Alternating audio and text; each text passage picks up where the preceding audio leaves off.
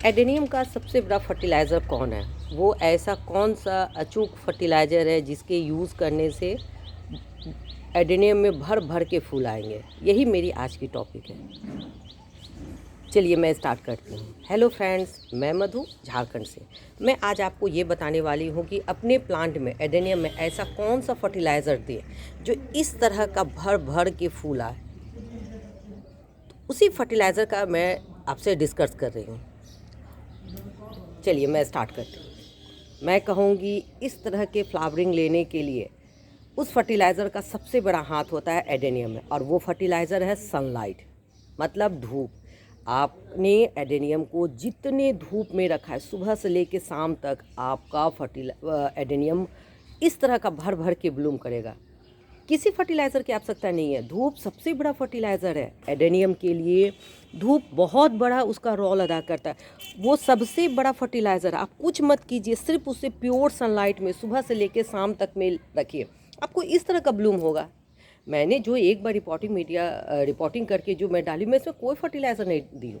हाँ, मैं क्या की हूँ, स्प्रे भी की हूँ। मैं 2 बार की हूँ, और वो दोनों बार मैंने आपको डिस्कस किया था कि उस प्लांट में दीजिए जिसमें बडिंग ना हो। देखिए, जब फर्टिलाइज़र हम लोग पॉटिंग मीडिया में शिफ्ट करते हैं, उसको रिपोर्टिंग करते हैं, तो हम लोग पॉटिंग मीडिया में वो डाले रहते हैं, जो भी डालना रहता है हम लोग को, तो हम लोग को ज़रूरत नहीं है ऊपर से देने का।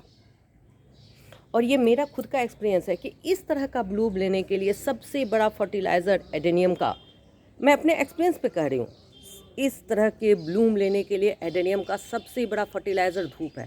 आपने एडेनियम को किस लोकेशन में रखा है, उसको धूप मिल रहा है क्या नहीं?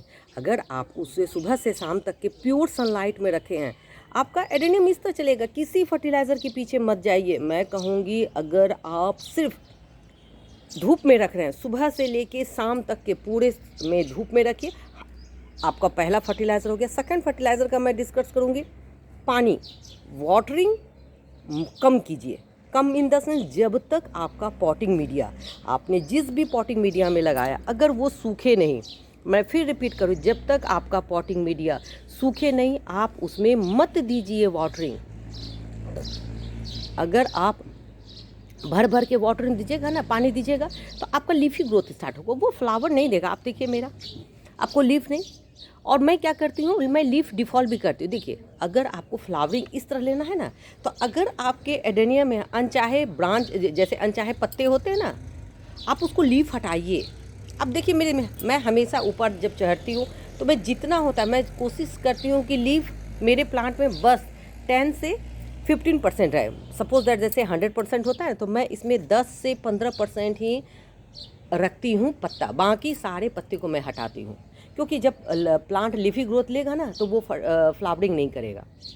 और मेरे हिसाब से सबसे बड़ा फर्टिलाइज़र एडेनियम का, सबसे बड़ा फर्टिलाइज़र बोलिए, रामबाण बोलिए, अचूक बोलिए, जो बोलिए, मेरे हिसाब से सनलाइट है। आप कितनों फर्टिलाइज़र दीजिए, आप बहुत दीजिए, भर भर के, तरह तरह का, हर एक 15 दिन, हर एक हफ्ता, हर एक, और आप उसको साइड में रखिए। देखिए, सवाल है, एक भी फूल खिलेगा नहीं? खिलेगा, वो लीफी ग्रोथ लेगा, वो फ्लावर नहीं देगा। अगर दिया भी ना, खुदा खास्ता 1-2 देगा, उसके बाद वो द एंड कर देगा।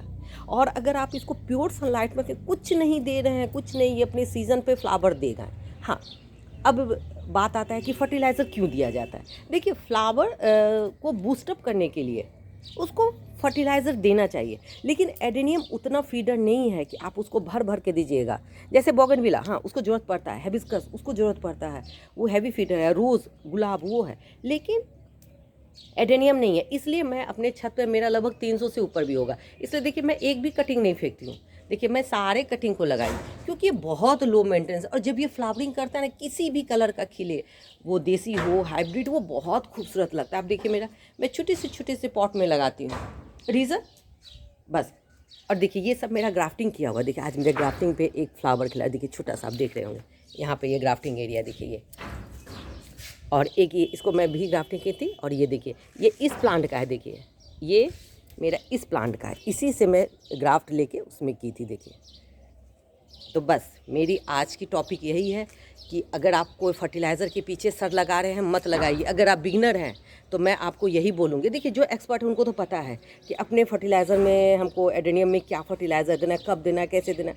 लेकिन आप अगर बिगनर हैं, तो मैं आपको सजेस्ट करूँगी, किसी फर्टिलाइज़र के पीछे मत जाइए, कुछ मत कीजिए। उसको सुबह से शाम धूप में रखिए, सेकंड, पानी तब दीजिए जब तक आपका पॉटिंग मीडिया ना सूखे, चाहे वो 1 दिन में सूखे चाहे वो 10 दिन में सूखे। इस तरह आप चेक कर लीजिए पहले, जैसे यही मान लीजिए सपोज है, ऐसे चेक कीजिए। देखिए देखिए मेरा नीचे तक देखिए सूखा है, देखिए मुझे इसमें पानी देना है, नहीं दूंगी मैं। देखिए अभी भी देखिए मेरा नम है, देखिए मैं नहीं दूंगी। अगर मैं ज़्यादा पानी दूंगी तो ये फ्लावर गिरेगा। बस आज मैं आपको यही कहूँगी, फर्टिलाइज़र के पीछे मत जाइए।